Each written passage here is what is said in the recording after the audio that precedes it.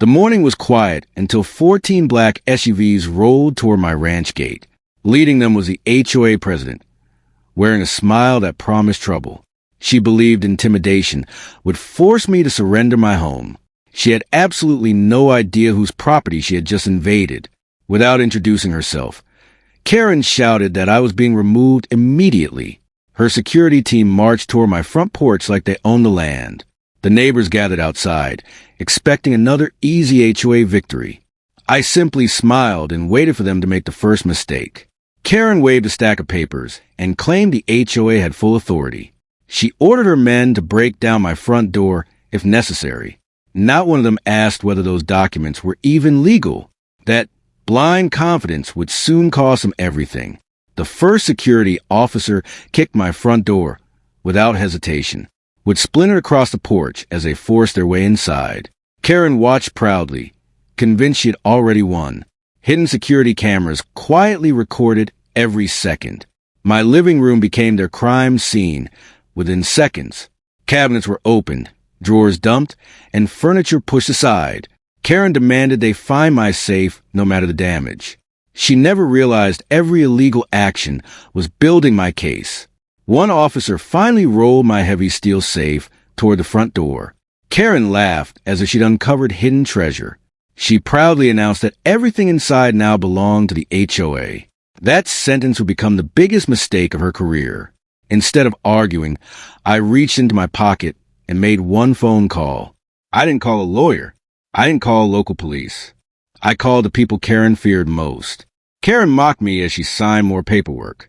She believed no one could stop her operation now. The distant sound of approaching sirens slowly changed everything. Every smile around her began to disappear. Black government vehicles filled the driveway within minutes. Federal investigators stepped out one after another.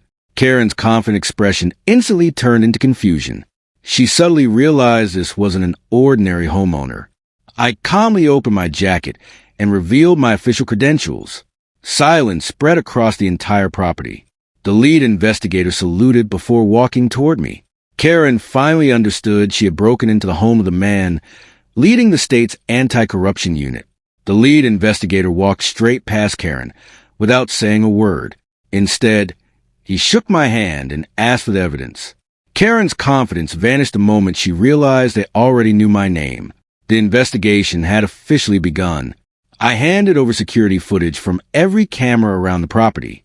Every broken door, every threat, and every illegal seizure had been recorded. The investigators watched in complete silence. Karen slowly realized there was no way to erase what she'd done. The agents opened the stolen safe in front of everyone. Inside were confidential corruption files instead of money. Every document carried official government seals. Karen's face turned completely pale. The investigators questioned every member of Karen's security team. One by one, their stories began falling apart. No one could explain who authorized the forced entry. The entire operation was collapsing before Karen's eyes. The sheriff quietly approached Karen with a pair of handcuffs. For the first time all day, she had nothing to say. The woman who ordered everyone around was now being questioned herself. Justice had finally arrived.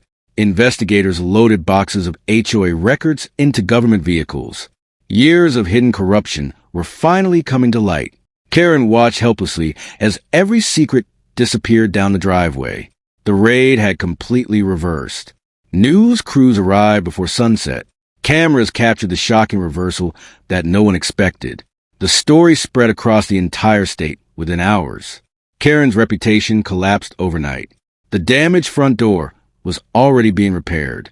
Investigators promised every loss would be documented. This ranch wasn't just getting justice. It was becoming the center of a statewide investigation.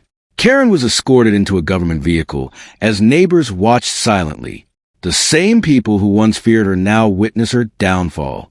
No threats, no excuses, only accountability. I stood on my front porch as the convoy disappeared over the horizon. The ranch was finally peaceful again. Some people mistake patience for weakness. Karen learned that the hardest way possible.